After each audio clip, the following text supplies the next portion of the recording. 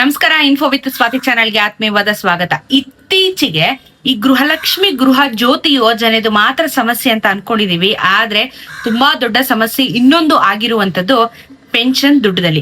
So ಪಿಂಚಣಿ ಹಣ ಬರ್ತಾ ಇಲ್ಲ ಅಂತ ಹೇಳಿ ತುಂಬಾ ಜನ ಕಮೆಂಟ್ ಅಲ್ಲಿ ಕೇಳ್ತಾ ಇದ್ದೀರಾ. ಅಂಡ್ ಆಫ್ ಕೋರ್ಸ್ ನಾನು ಮೊನ್ನೆ ನನ್ನ ಫ್ರೆಂಡ್ ಮನೆಗೆ ಹೋದಾಗ ಅವ್ರ ಅಮ್ಮನ್ಗೂ ಕೂಡ ಪೆನ್ಷನ್ ಅಮೌಂಟ್ ಬಂದಿಲ್ಲ, ಇದ್ರ ಬಗ್ಗೆ ಏನಾದ್ರು ಗೊತ್ತಾ ನಿನ್ಗೆ ಅಂತಾನು ನನ್ನನ್ನು ಪ್ರಶ್ನೆ ಮಾಡಿದ್ರು. ಸೊ ಬರೀ ನಾವು ಗೃಹಲಕ್ಷ್ಮಿ ಗೃಹ ಜ್ಯೋತಿ ಬಗ್ಗೆ ತುಂಬಾ ಫೋಕಸ್ ಮಾಡ್ತಿದ್ವಿ. ಆದ್ರೆ ಈ ಒಂದು ಪರ್ಟಿಕ್ಯುಲರ್ ವಿಡಿಯೋದಲ್ಲಿ ಪೆನ್ಷನ್ ದುಡ್ಡಿಗೆ ಏನಾಗಿದೆ, ಎಷ್ಟು ಜನಕ್ಕೆ ಅನ್ಯಾಯ ಆಗಿದೆ, ಮುಂದಕ್ಕೆ ಏನು ಮಾಡ್ತಾ ಇದ್ದಾರೆ ಎಲ್ಲಾನು ಈ ವಿಡಿಯೋದಲ್ಲಿ ತಿಳಿಸ್ಕೊಡ್ತೀನಿ. ಸೊ ಪೆನ್ಷನ್ ಅಮೌಂಟ್ ಬಂದಿಲ್ಲ ಅಂತ ಹೇಳಿ ಕಮೆಂಟ್ ಹಾಕ್ತಾ ಇದ್ದವ್ರಿಗೆ ಈ ವಿಡಿಯೋ ಕಂಪ್ಲೀಟ್ ಆಗಿ ವಾಚ್ ಮಾಡಿ, ಸ್ಕಿಪ್ ಮಾಡಕ್ ಹೋಗ್ಬಿಡಿ. ಹಾಗೆ ದಯವಿಟ್ಟು ಚಾನೆಲ್ ಸಬ್ಸ್ಕ್ರೈಬ್ ಮಾಡ್ಕೊಳ್ಳಿ, ಯಾಕಂದ್ರೆ ಬಹಳಷ್ಟು ಇನ್ಫಾರ್ಮೇಶನ್ ಕೊಡುವಂತ ಪ್ರಯತ್ನ ಮಾಡ್ತಾ ಇರ್ತೀನಿ. ಇದರಿಂದ ನಿಮ್ಗೂ ಕೂಡ ಬಹಳ ಹೆಲ್ಪ್ ಆಗುತ್ತೆ. ಸೊ ಇವಾಗ ಪೆನ್ಷನ್ ದುಡ್ಡು ಏನಪ್ಪಾ ಮಾಡೋದು, ಆಲ್ಮೋಸ್ಟ್ 3 ತಿಂಗಳಿಂದ ಯಾರಿಗೂ ಕೂಡ ಪೆನ್ಷನ್ ಅಮೌಂಟ್ ಬಂದಿಲ್ಲ.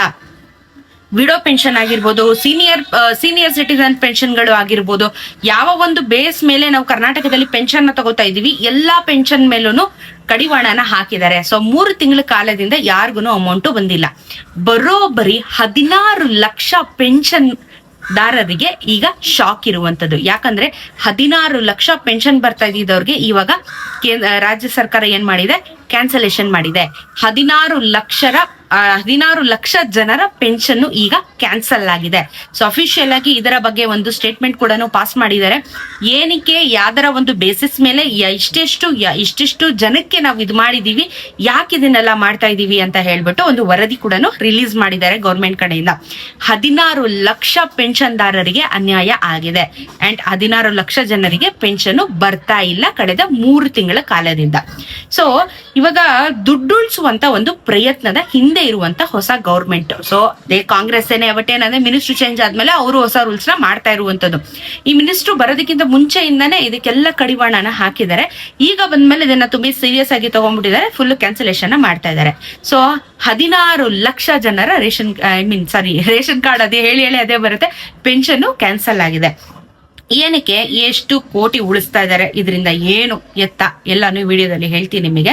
ಸೊ ಇವಾಗ ನಾವು ನೋಡ್ಬೋದು ಏನು ಅಂತ ಅಂದ್ರೆ, ಈಗ ಪೆನ್ಷನ್ ಸರ್ಜರಿ ಅಂತ ಇದಕ್ಕೊಂದು ಹೆಸರು ಕೊಟ್ಟಿದ್ದಾರೆ. ಗೃಹಲಕ್ಷ್ಮಿ ಗೃಹ ಜ್ಯೋತಿಗೂ ಇದೆ ಅಂತ ಹೇಳಿದ್ರೆ ಸರ್ಜರಿ ಅಂದ್ರೆ ಅದನ್ನ ಹುಡುಕಿ ಏನ್ ಮಾಡೋದು ಅಂತ ಹೇಳಿ ರಿಸಾಲ್ವ್ ಮಾಡೋದಕ್ಕೆ ಮಾಡ್ತಾ ಇರುವಂತ ಒಂದು ಉದ್ದೇಶ ಅಷ್ಟೇನೆ. ಸೊ ಇವಾಗ 150 ಕೋಟಿ ಸರ್ಕಾರದಿಂದ ಉಳಿಯುತ್ತಂತೆ ಹಣ.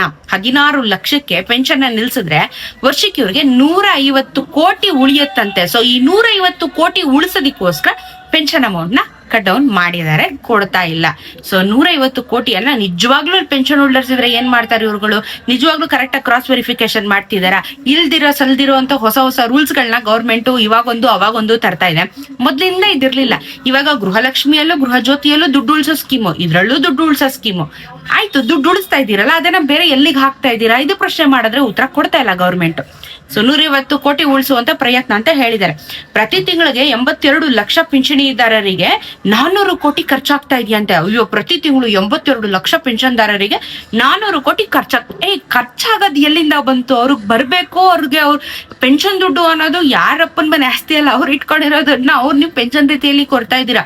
ಖರ್ಚಾಗ್ಬಿಡುತ್ತೆ ಅಂತ ಹೇಳೋದು ಇಟ್ ಇಸ್ ರಾಂಗ್ ಸ್ಟೇಟ್ಮೆಂಟ್. ಅವ್ರ ದುಡ್ಡು ನೀವು ಕೊಡೋದಿಕ್ಕೆ ಅದು ಖರ್ಚಾಗುತ್ತೆ ಅನ್ನೋದು ಸ್ಟೇಟ್ಮೆಂಟ್ ಅಲ್ಲ. ಸೊ ಇದು ವೆರಿ ರಾಂಗ್.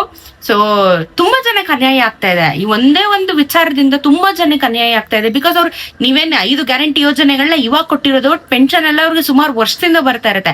ನೀವು ಸಡನ್ ಆಗಿ ರೂಲ್ಸ್ ಮಾಡ್ಬಿಟ್ರೆ ಇಷ್ಟು ಜನ ಎಲ್ಲೋಗ್ಬೇಕು? ಖರ್ಚಾಗೋದಲ್ಲ, ಅದು ನೀವು ಕೊಡಬೇಕು. ಅದು ಇರೋದು ಆಕ್ಚುಲಿ ನೀವು ಕೊಡದಿರಿ, ಅದು ಖರ್ಚಾಗ್ತಾ ಇದೆ ಅಂತ ಸ್ಟೇಟ್ಮೆಂಟ್ ಕೊಡೋದು ತುಂಬಾ ತಪ್ಪಾಗುತ್ತೆ. ಸೊ 400 ಕೋಟಿ ಖರ್ಚಾಗ್ತಾ ಇದೆಯಂತೆ 82 ಲಕ್ಷ ಜನರಿಂದ. ಏನ್ ಮಾತಾಡ್ತಾರೋ ಅದು ಏನ್ ಗೌರ್ಮೆಂಟ್ ಅವ್ರಿಗೆ ಅರ್ಥ ಆಗ್ಬೇಕು. 3 ತಿಂಗಳಿಂದ ರಾಜ್ಯದಲ್ಲಿ 16 ಲಕ್ಷ ಜನರಿಗೆ ಪೆನ್ಷನಿ ಬಂದಿಲ್ಲ. ಅದನ್ನೇ ನಾನು ಫಸ್ಟ್ ಹೇಳಿದೆ ನಿಮ್ಗೆ. 16 ಲಕ್ಷ ಮಂದಿ ಪೆನ್ಷನಿ ಸರ್ಕಾರದಿಂದ ಕೈ ಬಿಟ್ಟಿದೆ. ಯಾವ ಭಾಗದಲ್ಲಿ ಎಷ್ಟೆಷ್ಟು ಸ್ಪ್ಲಿಟ್ ಮಾಡಿದ್ದಾರೆ. ರಾಜ್ಯದಲ್ಲಿ ಒಟ್ಟು 82 ಕೋಟಿ 71 ಲಕ್ಷ ಪಿಂಚಣಿ ಫಲಾನುಭವಿಗಳಿದ್ದಾರೆ. 82 ಕೋಟಿ ಜನ ಇದಾರಂತೆ. 82 ಕೋಟಿ 71 ಲಕ್ಷ ಜನ ಪೆನ್ಷನ್ದಾರರು ಇದ್ದಾರೆ. ಸೊ ಇವಾಗ ವಯಸ್ಸಿನ ಮಿತಿ ಮೀರದ್ಮೇಲೆ, ವಯಸ್ಸಿನ ಮಿತಿ ತಲುಪಿದರೂ ಏನೋ ಅಂದ್ರೆ 60+ ಇರುತ್ತಲ್ಲ, 60+ ಆದ್ಮೇಲೆ ಆಕ್ಚುಲಿ ಕೆಲವ್ರಿಗೆ 60 ಸೀನಿಯರ್ ಸಿಟಿಸನ್ ಅಂತ ಪೆನ್ಷನ್ ಬರುತ್ತೆ. ಕೆಲವ್ರಿಗೆ ಏನಾಗಿದೆ ಬಿಲ್ 16 ಅಪ್ಲಿಕೇಶನ್ಸ್ ಹಾಕ್ಬಿಟ್ಟಿದ್ದಾರೆ ಅಂತ. ಇದೊಂದು ರೀಸನ್ ಕೊಡ್ತಾ ಇರೋದು, ಕ್ಯಾನ್ಸಲೇಷನ್ ಮಾಡಿದಿರೋದಲ್ಲಿ ರೀಸನ್ ಕೊಡ್ತಾ ಇರೋದು. ಸೊ ಅಬೌವ್ 60 ಇಯರ್ ಆಗೇ ಇಲ್ಲ, ಆದ್ರೂ ಪೆನ್ಷನ್ ತಗೋತಾ ಇದ್ದಾರೆ. ಅಲ್ಲ, ಆ, ನೀವು ಆಧಾರ್ ಕಾರ್ಡ್ ಇಸ್ಕೊಂತೀರಾ, ರೇಷನ್ ಕಾರ್ಡ್ ಇಸ್ಕೊಂತೀರಾ, ಅವರು ಏನಾದ್ರೂ ಸರ್ವಿಸ್ ಇಂದ ಏನಾದ್ರೂ ಅವರು ರಿಟೈರ್ಮೆಂಟ್ ಆಗಿದ್ರೆ ಅವರು ಡಾಕ್ಯುಮೆಂಟ್ಸ್ ಇಸ್ಕೊಂಡಿರ್ತೀರಾ. ಸುಳ್ಳು ಹೇಳ್ಬಿಟ್ಟು ಪೆನ್ಷನ್ ಇಸ್ಕೊಳ್ಳುವಂತದ್ದೇನಿದೆ ಕೆಲವರು ಮಾಡ್ಬೋದು, ಬಟ್ ಮೆಜಾರಿಟಿ ಯಾರು ಮಾಡಲ್ಲ. ಯಾಕಂದ್ರೆ ಡಾಕ್ಯುಮೆಂಟ್ಸ್ ಕೊಟ್ಟಿರ್ತಾರೆ. ಅನ್ಲೆಸ್ ಅಂಡ್ ಅಂಟಿಲ್ ಅವರು ಬೇರೆ ಕಡೆ ಪ್ರೈವೇಟ್ ವರ್ಕ್ ಮಾಡ್ತಾ ಇದ್ರೆ ಅಥವಾ ಏನಾದ್ರು ಇದ್ರೆ ಅಲ್ಲಿ ನಿಮ್ಗೆ ಮೋಸ ಮಾಡುವಂತದ್ದು ಇರುತ್ತೆ. ಗೌರ್ಮೆಂಟ್ ಎಂಪ್ಲಾಯ್ಗಳೇ ರಿಟೈರ್ಡ್ ಆಗಿದ್ರೆ ಡಾಕ್ಯುಮೆಂಟೇಶನ್ಸ್ ಕರೆಕ್ಟ್ ಆಗಿ ಇರತ್ತಲ್ಲ. ನೋಡಿ ಎಂತೆಂತ ರೀಸನ್ಸ್ ಗಳನ್ನ ಗೌರ್ಮೆಂಟ್ ಕೊಡುತ್ತೆ ಅಂತ ಹೇಳ್ಬಿಟ್ಟು. ಸೊ ಬಿಲೋ 65 ಅವರು ಅರ್ಜಿನ ಸಲ್ಲಿಸಿ ಪೆನ್ಷನ್ ತಗೋತಾ ಇದಾರಂತೆ. ನಕಲಿ ಪ್ರಮಾಣ ಪತ್ರ ಒದಗಿಸಿ ಪೆನ್ಷನ್ ತಗೊಂತಾ ಇದ್ದಾರೆ. ನಕಲಿ ಪ್ರಮಾಣ ಪತ್ರ ಇಷ್ಟು ವರ್ಷ ಇವ್ರಿಗೆ ಜ್ಞಾನಕ್ಕೆ ಬಂದಿರ್ಲಿಲ್ಲ, ಅಥವಾ ಇಷ್ಟು ವರ್ಷ ಇವರಿಗೆ ಏನು ವಿಚಾರಗಳು ಗೊತ್ತಾಗಿರ್ಲಿಲ್ಲ ಪಾಪ. ಇವಾಗ ಗೊತ್ತಾಗ್ತಾ ಇದೆ ಸುಳ್ಳು ಹೇಳ್ಬಿಟ್ಟು ಕೊಟ್ಬಿಟ್ಟಿದ್ದಾರೆ ಅಂತ. ಅದೇನ್ ರೀಸನ್ಸ್ ಗಳು ಕೊಡ್ತಾರೋ ಗೌರ್ಮೆಂಟ್ ಇಷ್ಟುದ ಪಟ್ಟಿ ರಿಲೀಸ್ ಮಾಡಿದ್ದಾರೆ. ಯಾವ ಬೇಸಿಸ್ ಮೇಲೆ ನಾವು ಕ್ಯಾನ್ಸಲ್ ಮಾಡಿದೀವಿ ಅಂತ ಅದೇನೇ ನಿಮ್ ಮುಂದೆ ಹೇಳ್ತಾ ಇರೋದಿದನ. ಸೂಕ್ತ ದಾಖಲೆ ನೀಡಿಲ್ವಂತೆ. 13,23,932 ಜನ ಕರೆಕ್ಟ್ ಆಗಿರೋ ಡಾಕ್ಯುಮೆಂಟ್ಸ್ ಕೊಟ್ಟಿಲ್ವಂತೆ. 13 ಲಕ್ಷ ಜನ ಪೆನ್ಷನ್ಗೆ ಡಾಕ್ಯುಮೆಂಟ್ಸ್ ಕೊಟ್ಟಿಲ್ವಂತೆ. ಇಷ್ಟು ವರ್ಷ ಬರ್ತಿತ್ತು ಅಮೌಂಟ್, ಮತ್ತೆ ಅವರಿಗೆ ನೀವು ಸಡನ್ ಆಗಿ ಇವಾಗ ಒಂದ್ 2-3 ತಿಂಗಳಿಂದ ಕ್ಯಾನ್ಸಲ್ ಮಾಡ್ಬಿಟ್ಟಿದ್ದೀರಾ. ಇಷ್ಟು ವರ್ಷ ಅವ್ರ ಡಾಕ್ಯುಮೆಂಟ್ಸ್ ಕರೆಕ್ಟ್ ಆಗಿ ಕೊಟ್ಟಿದಾರೋ ಇಲ್ವೋ ಅಂತ ಚೆಕ್ ಮಾಡಿದ್ರೆ ನೀವು ಹಣ ಹಾಕ್ಬಿಟ್ಟಿದ್ದೀರ. ಹಾಗಾದ್ರೆ ಎಂತೆಂತ ರೀಸನ್ಸ್ ನೋಡಿ. ಆದಾಯ ಪ್ರಮಾಣ ಪತ್ರ ಸಲ್ಲಿಸ್ಲಿಲ್ವಂತೆ. 45,853 ಜನ ಸಲ್ಲಿಸಿಲ್ವಂತೆ ಆದಾಯ ಪ್ರಮಾಣ ಪತ್ರ. ಪಾಪ 3 ತಿಂಗಳಿಂದ ಕೊಟ್ಟಿದ್ರೆ ಅವ್ರಿಗೂ ಬಂದಿರೋದು. ಬಹುಶಃ 3 ತಿಂಗಳಿಂದ ಕೊಟ್ಟಿಲ್ವಲ್ಲ, ತುಂಬಾ ವರ್ಷದ ಪೆನ್ಷನ್ ತಗೊಂಡ್ಬಿಟ್ಟಿದ್ದಾರೆ ಆಲ್ರೆಡಿ. ಅದನ್ನೇನ್ ರಿಕವರಿ ಮಾಡ್ಕೊಂತಾರೆ ಈಗ ಗವರ್ಮೆಂಟ್. ಅರ್ಜಿಯಲ್ಲಿ ನೀಡಿದ ವಿಳಾಸದಲ್ಲಿ 2,21,000 ಜನ ಇಲ್ಲವೇ ಇಲ್ವಂತೆ. ಅಡ್ರೆಸ್ ಕೊಟ್ಟಿ ಡಾಕ್ಯುಮೆಂಟೇಶನ್ ಅಲ್ಲಿ ಅವ್ರು ಇಲ್ವೇ ಇಲ್ವಂತೆ. 2 ಲಕ್ಷ ಜನ 21,000. ಏನ್ ಸ್ವಂತ ಮನೆ ಆದ್ರೆ ಅಲ್ಲೇ ಇರ್ತಾರೆ, ಬಾಡಿಗೆದಾರರಾದ್ರೆ ಅಥವಾ ಲೀಸ್ ಅಲ್ಲಿ ಇದ್ರೆ ಮನೆ ಖಾಲಿ ಮಾಡ್ಕೊಂಡು ಹೋಗ್ತಾರೆ. ಏನ್ ಮಾಡಕ್ಕಾಗುತ್ತೆ? ಇದನ್ನು ಒಂದ್ ರೀಸನ್. ಕೊಟ್ಟಿರೋ ಅಡ್ರೆಸ್ ಅಲ್ಲಿ ಅವ್ರು ಇಲ್ಲ ಅನ್ನೋದೇ ಒಂದ್ ರೀಸನ್ ನೀವು ಪೆನ್ಷನ್ ಅಮೌಂಟ್ ಹಾಕದೇ ಇಲ್ದಿರೋದಕ್ಕೆ. ಯಾವ ರೀಸನ್ಸ್ ಗಳನ್ನ ಎಲ್ಲೆಲ್ಲಿಂದ ಹುಡುಕ್ತಾ ಇದಾರೆ ಅಂತ ಅಂದ್ರೆ ನಿಜವಾಗ್ಲೂ ತುಂಬಾ ಸಿಲ್ಲಿ ಅಂತ ಅನ್ಸ್ಬಿಡುತ್ತೆ ಒಂದೊಂದ್ಸಲ. ಯಾಕಂದ್ರೆ ಇಷ್ಟು ವರ್ಷ ಇಲ್ದಿರೋ ಸಮಸ್ಯೆ 3 ತಿಂಗಳಿಂದ ತುಂಬಾ ದೊಡ್ಡ ಸಮಸ್ಯೆ ಮಾಡ್ಕೊಂಡ್ಬಿಟ್ಟಿದ್ದಾರೆ.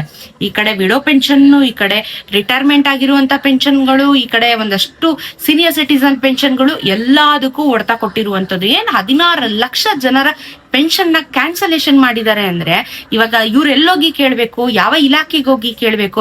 ಗೃಹಲಕ್ಷ್ಮಿ ಗೃಹ ಜೊತೆ ಆಯ್ತು, ಮಕ್ಕಳ ಮತ್ತು ಮಹಿಳಾ ಇಲಾಖೆ ಇದೆ, 5 ಗ್ಯಾರಂಟಿ ಯೋಜನೆ ಎಲ್ಲ ಅದು ಬರುತ್ತೆ.